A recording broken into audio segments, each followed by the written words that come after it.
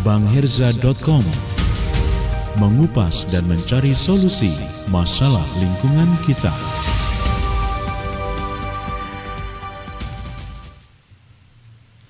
Selamat malam sahabat Ngobras. Hari ini kita ketemu kembali dalam program Ngobrol Bareng Sobat. Pada kesempatan ini kita masih dalam rangka peringatan Hari Ginjal Sedunia yang akan jatuh di tanggal 11 Maret 2021. Nah, pada kesempatan ini kita juga udah kehadiran Mbak Reni ya, iya. Mbak Reni Milasari. Ini Mbak Reni profesinya sebagai seorang perawat ya, iya. CAPD dan juga GGK di Immanuel. Iya. Mbak Reni mungkin bisa share dulu nih ke kita nih. Orang tahu ada gagal ginjal kronik gitu, terus ada cuci darah dan juga ada CAPD gitu ya. Iya. Mungkin Mbak Reni bisa kasih gambaran nih, apa bedanya sih sebenarnya CAPD dengan ini? Kita mengetahui ada gagal ginjal kronis ya Om, di mana gagal ginjal kronis ini memerlukan terapi pengganti ginjal. Nah, adapun terapi pengganti ginjal yaitu satu, transplantasi atau cangkok ginjal yang kita ambil dari keluarga dan juga yang boleh orang lain tapi golongan darah yang sama. Kemudian hemodialisis. Nah, hemodialisis ini memerlukan mesin di mana ada tabung yang digunakan untuk menjadikan tabung itu sebagai pengganti fungsi ginjal. Kemudian satu lagi CAPD. Nah, dengan CAPD ini pasien akan melakukan HD melalui selaput membran perut, di mana ini termasuk juga salah satu permanen ya Om. CAPD ini akan dilakukan selama membran perut itu, satu selaput perut itu masih bagus digunakan dan tidak terjadi infeksi yang kronis. Oke. Jadi beda yang paling prinsip banget terkait dengan CAPD dengan cuci darah tuh apa Mbak? Yang jelas banget ya. Kalau hemodialisis itu kita harus melakukan penusukan. Nah, melalui pakai ada dengan simino ataupun dengan kateter double lumen.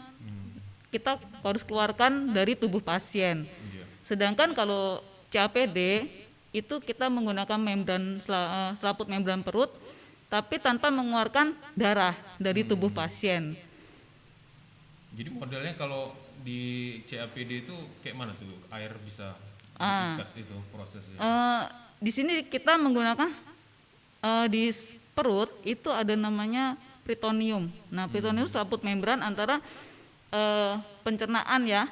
Nah, di situ kita akan memasukkan dextrose. Ingat nggak dulu Om, pernah kita belajar biologi ya. Nah, itu seperti wortel. Nah, wortel itu kita lubang di tengahnya, kita lubangin. Kemudian di wortel itu kita airnya air tawar ya. Terus sekitarnya itu air gula. Nah, kemudian air gula itu akan masuk ke dalam melalui membran wortel itu ke tengah, jadi di tengah tuh terjadi ada gulanya juga manis. Seperti itulah kira-kira. Jadi memang harus ada pengetahuan khusus terkait dengan CAPD ini ya? Iya Om, benar. Artinya ini kan buat teman-teman yang gagal ginjal kronik itu kan menjadi pilihan-pilihan ya? Pilihan, ada option. Nah, kalau cuci darah itu kan kalau nggak salah kita memang harus ke rumah sakit gitu ya, tergantung sama rumah sakit. Kalau CAPD sendiri layanannya seperti apa? Kalau CAPD itu pasien harus mandiri Om, dimana kita dokter dan perawat itu saling berkolaborasi supaya pasien ini misalnya satu dia mengalami nyeri perut. Nah, nyeri perut itu dia pasti akan menghubungi susternya dulu. Nah, suster saya sakit perut, coba cek keruh enggak? Ya sus, keruh. Oke, saya akan telepon ke dokter, misalnya dokter Lukman atau dokter Stefanus kalau di Immanuel itu.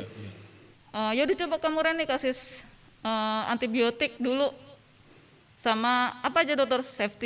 Cefotaxime sama piogenta atau gentamisin. Terus gimana dokter? Ya udah, kadang-kadang saya home care ke rumah pasien.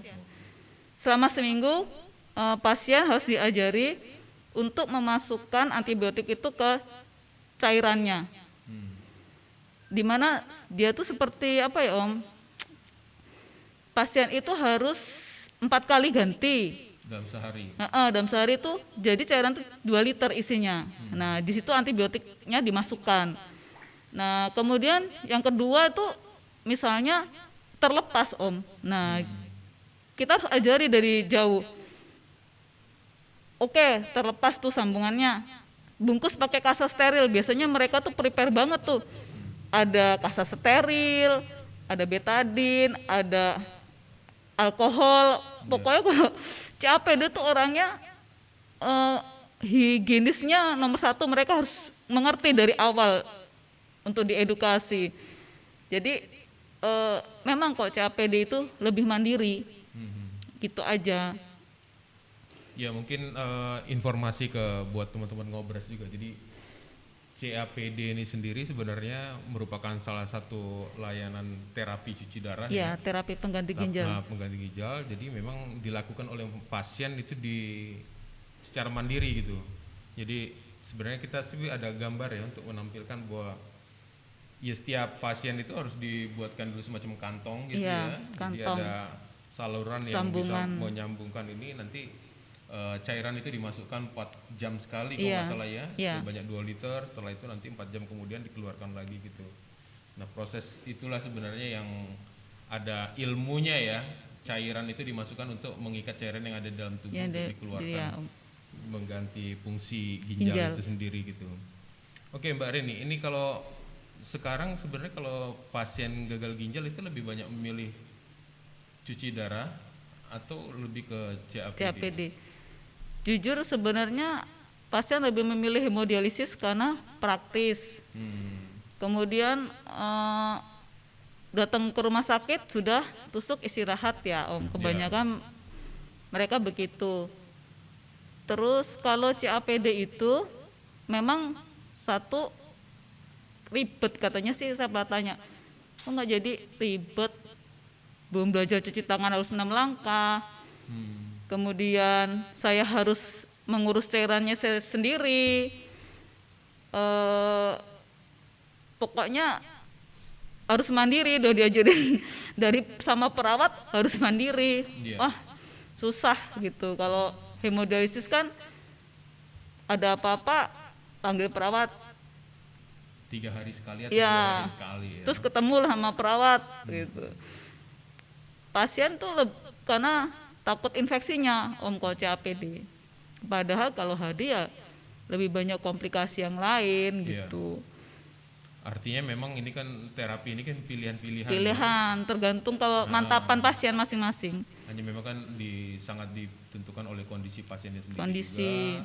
Terus pilihan-pilihan aktivitas ya. Artinya kalau cuci darah ya harus 5 jam sampai 6 jam di rumah sakit. Tapi kalau CAPD kan bisa dilakukan secara mandiri di rumah. Bisa di rumah. Kalau saya lihat beberapa yang sudah aktif dan cukup perfect gitu, mereka bisa lakukan di kantor. Tapi kerja lapangan biasanya pakai. Ada ruangan-ruangan steril ruangan sendiri disiapkan gitu untuk itu. Nah kalau sekarang ini sebenarnya kalau dari pengalaman yang sudah ada Mbak, itu sebenarnya mana sih yang lebih disarankan untuk digunakan, cuci darah kah atau lebih ke CAPD gitu? Kalau katanya kata Dr. Lukman ya, saya juga berbicara sih lebih baik ya CAPD dulu. Nah, misalnya soalnya kan kalau CAPD itu mempertahankan urin kencing yang ada, yang mempertahankan sisa ginjal yang ada gitu. Kalau pakai mesin memang fungsi ginjal diambil alih benar sama mesin, jadinya ginjal itu lama-lama tidak bisa mengeluarkan urin gitu aja sih Tapi memang fungsi dari keduanya itu sendiri sebenarnya untuk menjaga kondisi kestabilan pasien dan kualitas hidup pasien. Sama-sama sih sebenarnya. Iya. Nah kalau pengalaman Mbak Reni sendiri kalau terkait dengan layanan ke CAPD, ada nggak sih sesuatu yang menarik gitu ya mungkin pengalaman bersama pasiennya atau seperti apa? Menarik ya Om. Iya. Ya kalau HD itu kita memang nggak terlalu deket ya, maksudnya jarang intensitas ngobrol tuh mungkin pas di ruang HD, pas HD aja. Kemudian mereka itu keluhan jarang ya Om, memang ya. Terus kalau CAPD itu memang kadang-kadang mereka itu bawa motor nih Om, terus kena batu kan, jedak, akhirnya pendarahan. Sus, gimana nih Sus? Naik apa tadi? Naik motor terus ada lubang. Ya habis lagi jangan ditumbur kok naik motor. Jadi gimana Sus? Dibilas aja sampai darahnya nggak ada. Oh gitu ya Sus ya? Iya. Terus nyeri sedikit. Tapi saya seneng Om. Saya bilang memang sama pasien CAPD, ada keluhan, ada perdarahan, ataupun ada nyeri perut, lapor. Karena kita bisa mendeteksi secara dini, itu ada infeksi enggak gitu Om. Tapi kalau CAPD itu memang kadang-kadang ada pasien yang survive gitu Om, kuat gitu ya nggak pernah ngeluh, tergantung memang kebutuhan pasien itu sendiri, pasien CAPD itu sendiri sih. Nah kalau selama ini untuk pengguna CAPD gitu, itu sebenarnya ada nggak pasien-pasien yang memang dianjurkan untuk menggunakan CAPD, tapi juga ada yang kondisi-kondisi pasien tertentu gitu justru tidak direkomendasikan untuk CAPD gitu. Kalau mungkin ada kondisi tertentu ada nggak gitu? Kalau bagusnya ya Om, kalau pembesaran jantung yang sudah 40-50% sih ya Dokter Lukman sih karena cenderung CAPD gitu kan. Tapi kalau masih fungsi jantung masih bagus, oke HD nggak apa-apa. Terus kalau DM biasanya kan kita melakukan ini ya Om, operasi ya kalau CAPD itu. Nah, kebanyakan kita agak khawatir dengan luka karena ada misalnya infeksi lah di lubang bekas operasi itu. Kalau DM memang agak riskan. Jadi artinya memang harus diawasin lah. Pada kondisi-kondisi tertentu di pasien itu ada resiko. Ada resiko sendiri, ada ya itu Om. Ada plus minus lah ibaratnya. Tapi artinya kan kondisi itu kan bisa atasi lah. Ya, dari awal sudah bisa dilihat kondisi pasien seperti apa, terus kemungkinan-kemungkinannya gitu ya. Iya. Kebanyakan kalau CAPD juga ini sih Om ya. Pasien yang jauh-jauh dari unit HD memang. Bukit Kemuning gitu.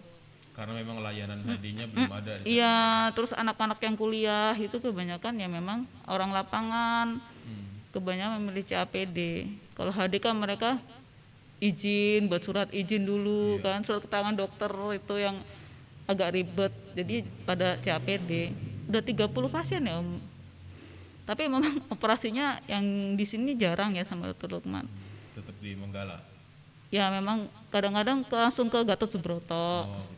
Langsung dirujuk ke sana karena kondisinya mengkhawatirkan waktu itu. Ini Mbak, pengguna CAPD itu sekarang masih agak bingung juga gitu ya, karena kan dia harus menggunakan cairan gitu yang banyak gitu ya. Iya.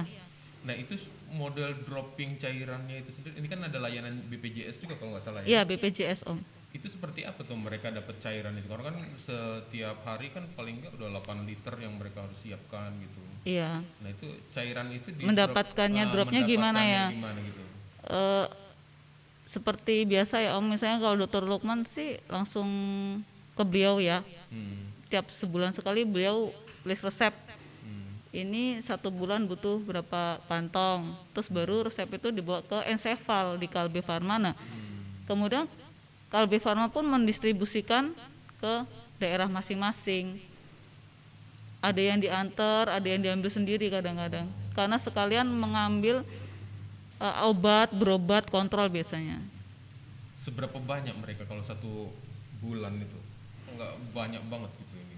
4 kali 28 atau 29 hari gitu loh. Dapatnya cuma segitu. Ya sisanya itu pasien kadang-kadang pinjam meminjam. Jadi kita punya komunitas CAPD. Ada enggak? Oh ada, pakai punyaku dulu gitu. Kompak sih kalau komunitas CAPD karena cuma sedikit.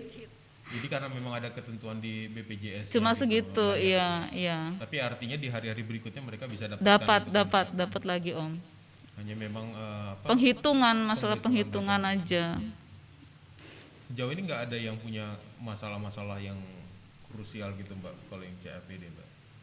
Eh, kita punya dokter yang bagus juga sih menurut saya, Dokter Lukman itu care banget. Di grup juga beliau aktif. Jadi disitulah kedekatan antara dokter sama pasien tuh terjalin, si Om tak lihat selama ini. Iya. Jadi pasien itu pasti, yaudah saya tunggu di Menggala ya gitu langsung.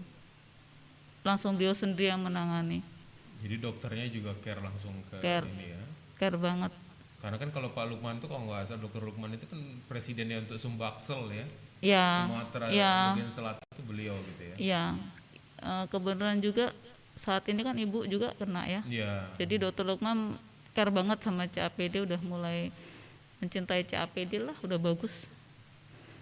Baik Mbak, nih kalau terkait dengan misalnya ada pasien baru ya, pasien baru yang kena gagal ginjal gitu, kan tetap kita mengedukasi tentang bagaimana apa namanya cuci darah itu, terus juga CAPD dilakukan gitu.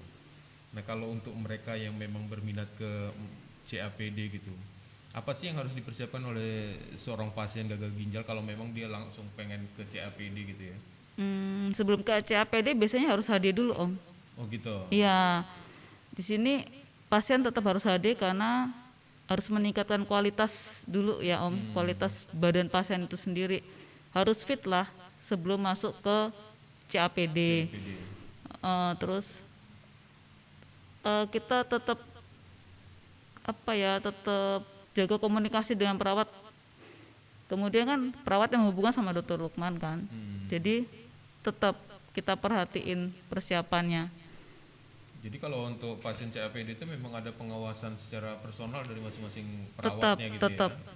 tetap Om kita edukasi sampai pasien tuh siapkan waktu itu pasti dia bingung ya, Iya. pasti gimana kita harus empati Om, Hmm. menjadi pasien ikut merasakan lah, Iya. memilih antara HD dan CAPD. Sedangkan CAPD itu awam tuh agak rumit, cuci tangannya kan 6 langkah harus apa. Iya. Kalau HD kan enggak ya Om. Jadi kita harus menjalankan itu dulu, ngajarin itu dulu Hmm. ke pasien, terus pakai masker, Iya. cuci tangan pakai alkohol, itu harus diajarin dari sebelum dia ke CAPD. Artinya memang CAPD itu butuh kebiasaan bersih, Ya. steril seperti Iya. itu ya. Iya, pola hidup sehat Om. Pola hidup sehat. Iya. Ya artinya kalau cuci darah juga Sebenarnya iya. didorong ke sana. Nah kalau misalnya di awal memang pasien itu harus melakukan cuci darah dulu, itu indikator yang bisa menentukan bahwa dia sudah mulai layak untuk masuk ke CAPD itu apa Mbak? Nah, jadi kita kembali ke Dokter Lukman ya, kalau udah Iya. ini kita kirim ke Dokter Lukman. Di Menggala biasanya tetap HD, kemudian operasi Buat kanker. operasi ya. Jadi 2 minggu itu tetap HD. Hmm. Setelah 2 minggu itu kita coba trial, Hmm. masukin dulu 300 cc di perut. Iya. Harus 2 liter ya Om. Iya. Udah gitu selang berapa hari kemudian, 3 hari 500 gitu, sampai dia bisa 2000. Tapi ada juga pasien itu yang bisa 1500 cuma kapasitas rongga perut. Itu dibolehkan juga sih sama dokter. Iya. Baik teman-teman Ngobras, jadi memang kali ini kita ingin men-share ya. Jadi kita ingin menyampaikan juga ke masyarakat umum bahwa gagal ginjal kronik itu pilihan terakhirnya ya mungkin transplantasi. Transplant. Tapi untuk peningkatan kualitas hidupnya itu juga yang bisa dilakukan adalah cuci darah atau yang dikenal dengan hemodialisis dan CAPD ya. Nah mungkin bisa disampaikan Mbak, CAPD itu apa gitu. Saya kalau nyebut bahasa Inggris Jadi artinya ya Om, kalau di Indonesia kan tuh hemodialisis yang dilakukan secara berkesinambungan terus menerus, dan itu bisa mobile ya. Jadi pasien bisa habis HD ya udah aktivitas seperti biasa. CAPD-nya di rumah kan. Ya. Jadi memang teman-teman ngobras, jadi CAPD itu biasa dilakukan di apa? Teman-teman yang punya aktivitas yang cukup tinggi ya biasanya. Jadi Dan biasa- repot ke ya, rumah sakit. Jadi memang dilakukan secara mandiri, setiap 4 jam sekali melakukan penukaran cairan yang dimasukkan ke dalam perut gitu. Karena itu fungsinya juga untuk mengeluarkan cairan yang ada di dalam perut gitu. Nah ini Mbak, mungkin pada tataran udah berapa lama nih Mbak jadi perawat di CAPD ini? Barengan ya Om, waktu itu 2005 saya lulus HD. Kemudian pelatihan 3 bulan ya 2005 juga saya sudah pegang CAPD. Oke. Dengan segala keterbatasannya Om, Iya. saya tetap belajar terus lah mengerti pasien gitu. CAPD kan emang rumit ya, kita kadang-kadang ke rumahnya Om Iya. ngajarin nggak seperti HD. Artinya memang ada layanan-layanan khusus ya Layanan untuk khusus, iya. meningkatkan edukasi para pasien sendiri. Para pasien ya. Nah selama ini apa Mbak suka dukanya nih, jadi berarti kan 2 nih, Iya. dialisis juga lakukan, CAPD juga melakukan gitu kan, berarti ada nggak sih sebenarnya perbedaan karakter antara mereka yang pakai CAPD dengan yang dialisis? Oh gitu. Perbedaan karakter sih sama-sama cemas ya Om. Nah, ya, itu sudah bawaannya itu. Iya, terus sukanya saya kalau mereka cemas, ya saya menenangkan mereka gitu. Ya tetap CAPD ataupun HD ini cuma membantu. Iya. Sebenarnya tergantung survive-nya pasien, terus menerima sakitnya itu nggak mudah ya Om. Iya. Jadi kadang-kadang ya tetap kita ya harus memaksakan juga supaya pasien itu bersahabat dengan CAPD-nya, bersahabat dengan HD-nya gitu. Iya. Dengan segala, mungkin kalau saya ya Om, saya ini selalu open ya Om. Mau jam 12 malam tuh pernah Om, Mbak saya mau telepon, kata waktu itu suaminya agak peritonitis juga Om, peradangan CAPD-nya itu, peradangan perutnya itu. Saya open Om orangnya. Jadi di mana mereka butuh, saya telepon juga.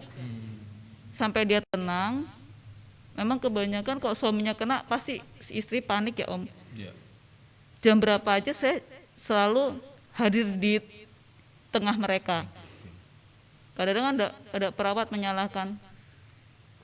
Salahnya nggak care, udah tahu CAPD harus bersih dan steril. Kenapa dilanggar? Kadang kayak gitu kan, itu pantang Om sama saya. Ya artinya memang kan ketika melakukan layanan terhadap pasien-pasien yang sudah kronis kayak gini, memang Iya, juga harus care. mungkin secara psikologis juga harus betul-betul berhati-hati gitu. Berhati-hati ngomong saya Om ya. Artinya Benar. kan teman-teman perawat juga punya kemampuan secara medis, tapi juga punya kemampuan secara psikologis untuk menjaga supaya mereka tuh tetap survive, tetap semangat lah untuk merawat keluarga yang sakit. Kalau semua sakit, kan yang rawat lagi Om. Nah, memang kan kalau begitu salah satu anggota keluarga itu mengalami itu, memang Sakit semua, Om. akan terjadi Ya. problem internal. Pasti gitu problem ya. ya. Artinya juga memang itu jadi bagian yang sangat menjadi penting juga untuk bagaimana sebenarnya keluarga juga memahami tentang bagaimana melakukan penanganan dari pasiennya sendiri, Iya. pasiennya itu sendiri mengedukasi tentang Mengedukasi ya. kesehatan dirinya sendiri Iya. gitu loh. Nah mungkin ini Mbak Reni, jadi kan kita udah memberikan gambaran ke teman-teman nih karena kita terkait dengan peringatan Hari Ginjal ya. Kita pengen banget sebenarnya masyarakat di Lampung tuh tahu bahwa kita juga punya Hari Ginjal Sedunia. Kenapa Hari Ginjal itu ada? Itu bagian dari upaya untuk mengingatkan bahwa ada satu potensi sakit kronis yang sekarang mungkin orang tidak begitu banyak care gitu ya. Tapi bagian yang kita lakukan sekarang ini adalah untuk membuat orang punya pemahaman yang cukup tentang bahwa ginjal yang kecil punya fungsi yang luar biasa gitu. Begitu dia terkena kerusakan, tidak berfungsi ginjalnya, itu efeknya ke tubuh luar biasa gitu. Iya. Nah, terus juga yang memang harus dipahami bahwa ketika bahwa ginjal itu rusak atau fungsi ginjalnya berkurang sudah sampai kurang dari 10%, Iya. itu tidak bisa disembuhkan. Nah, Betul, Om. ada ketergantungan bahwa penderita gagal ginjal kronik itu untuk melakukan terapi Terapi pengganti mungkin ginjal. seumur hidupnya gitu ya. Iya. Karena sudah tidak lagi bisa ginjalnya berfungsi gitu.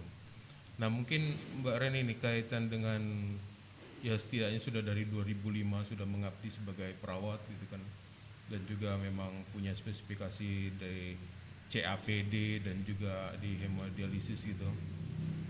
Apa sih Mbak yang disarankan ke pasien-pasien mungkin keluarga khususnya untuk yang CAPD ya?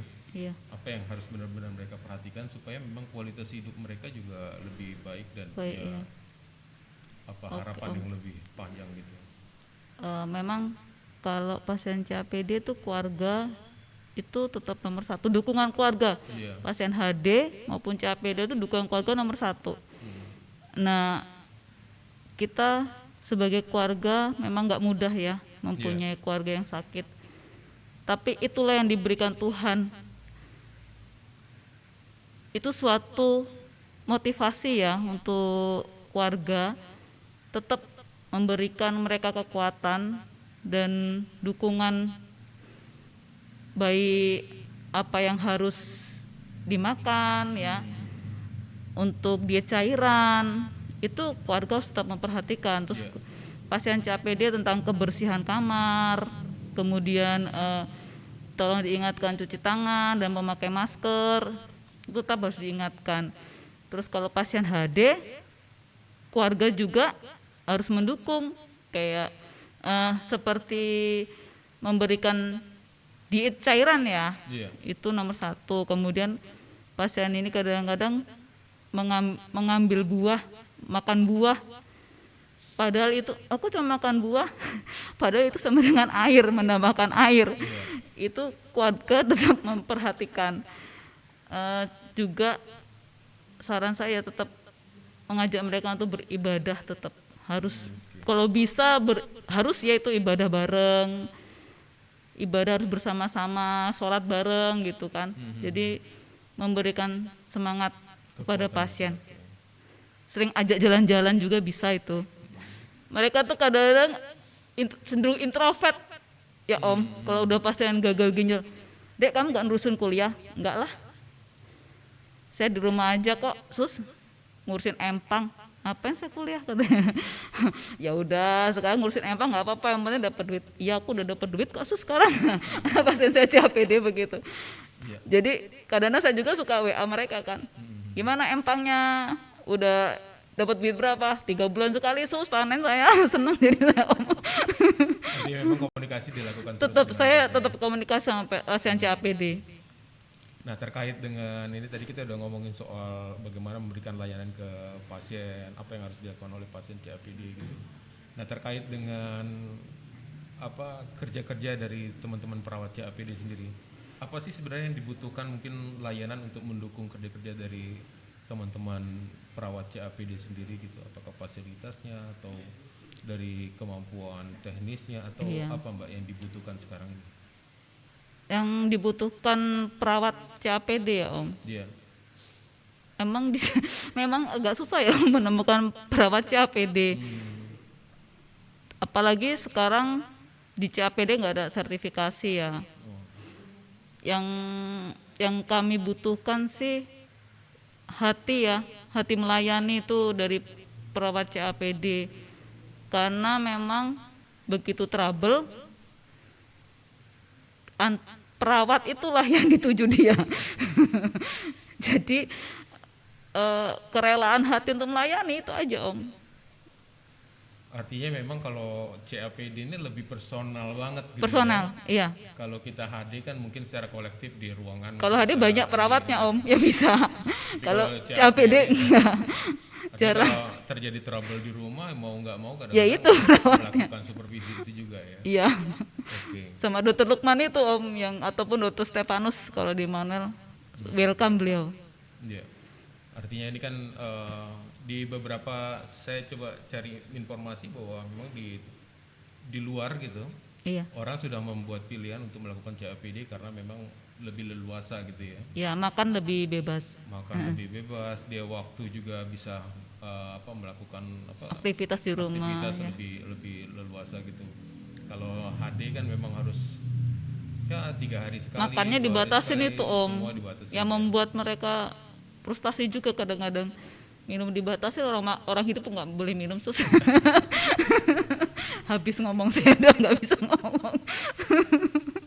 Ya mungkin terakhir nih Mbak Reni, apa nih harapannya sebagai perawat CAPD khususnya buat ini ya, buat masyarakat Lampung terkait bahwa tawaran tentang CAPD itu menjadi sebuah pilihan lah untuk orang-orang Optionnya. yang Ya saya harapkan para perawat bisa belajar lagi, kan sekarang banyak di internet ya CAPD itu seperti apa. Jadi alangkah baiknya kita harus mengedukasi pasien terlebih dahulu ya untuk melakukan CAPD sebelum HD, dimana memang membutuhkan banget itu kemauan perawat untuk mengedukasi tuh di CAPD. Harus belajar cuci tangan dan menjaga kebersihan terlebih dahulu, belajar itu dulu. Oke Mbak Reni, terima kasih banyak, kita udah coba Ya, Om. untuk men-share tentang CAPD ya. Ya, Karena di 2 pertemuan sebelumnya kita terkait dengan Hari Ginjal ini juga udah men-share bagaimana sebenarnya teman-teman pasien hemodialisis itu men-share apa saja yang bisa dilakukan, terus juga teman-teman perawat hemodialisis juga sudah sempat berbagi juga. ya. Nah ini kesempatan bahwa kita coba untuk ngobrol tentang CAPD. CAPD. Artinya memang gagal ginjal itu bukan akhir segala-galanya. Ya. Ada upaya yang bisa dilakukan melalui terapi hemodialisis, cuci darah atau dengan CAPD. CAPD. Ya, melalui cuci perut lah bahasanya Iya, gitu ya. cuci. Baik sahabat ngobras, kita sudah ngobrol banyak tentang bagaimana sebenarnya CAPD itu dilakukan. Yang harus dipahami bahwa persoalan gagal ginjal ke depan itu menjadi persoalan yang cukup krusial.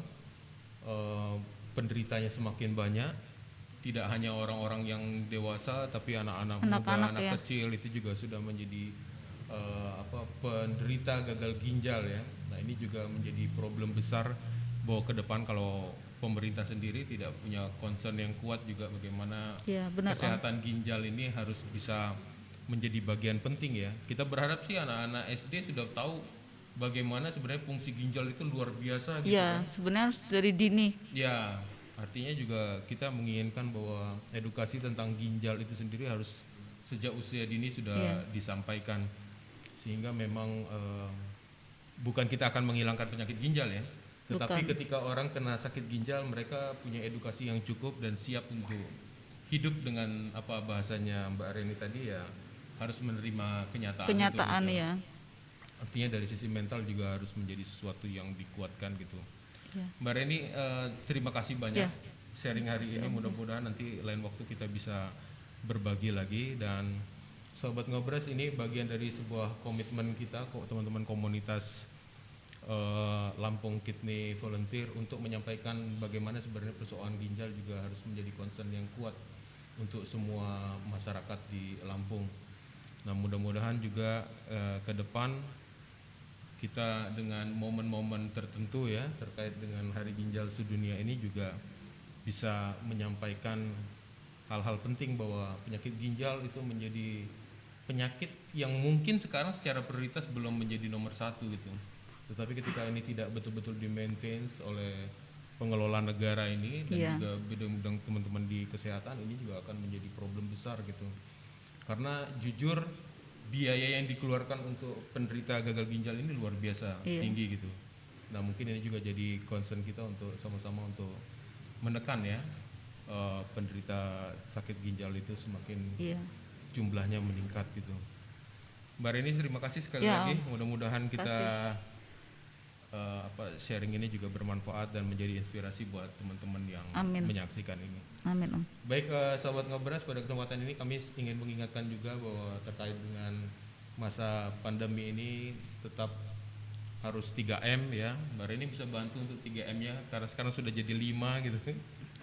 Tetap menggunakan masker, Masker. mencuci tangan dan menjaga jarak. Menjaga jarak. Ya, mudah-mudahan ini juga menjadi hal yang penting dan mungkin video ini juga akan bermanfaat kalau teman-teman bisa men-share dan menyaksikan ini bersama-sama sebagai sebuah edukasi ya untuk kesehatan ginjal kita ke depan.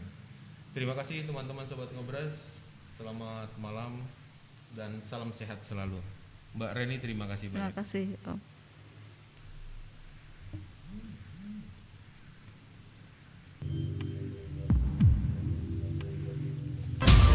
Bangherza.com mengupas dan mencari solusi masalah lingkungan kita.